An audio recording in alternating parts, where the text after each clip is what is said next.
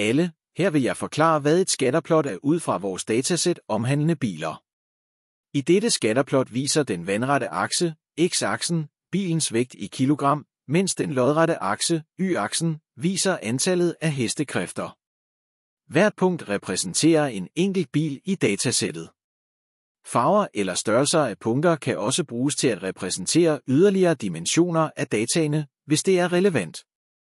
Når du analyserer dette scatterplot, vil du være interesseret i at se, om der er en tydelig sammenhæng mellem bilens vægt og dens hestekræfter. En positiv korrelation indikerer, at tungere biler har tendens til at have flere hestekræfter.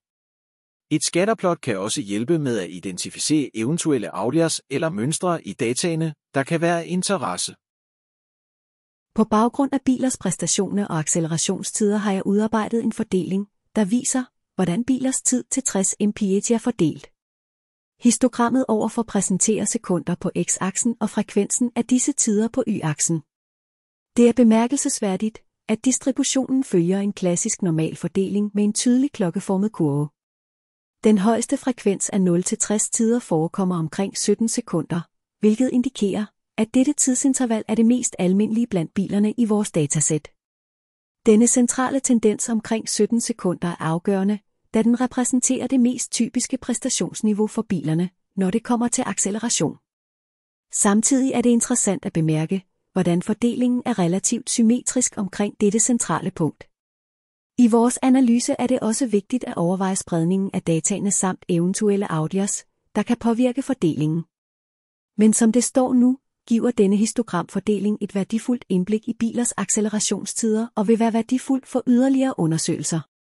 Efter en korrelationsanalyse af vores datasæt har vi identificeret nogle interessante sammenhænge mellem forskellige kolonner. Den højeste korrelation blev observeret mellem cubic inches og cylinder med en imponerende korrelationsscore på 0,951. Denne høje positiv korrelation indikerer, at der er en stærk lineær sammenhæng mellem disse to variabler. Det tyder på, at biler med større cylinderkapacitet også har tendens til at have flere cylindre. På den anden side blev den laveste korrelation observeret mellem mpg og time 260 med en korrelationsscore på 0,221. Selvom denne korrelation stadig er positiv, er den betydeligt lavere sammenlignet med den tidligere nævnte korrelation. Dette antyder, at der er en sværere lineær sammenhæng mellem brændstofeffektivitet og accelerationstiden til 60 mph.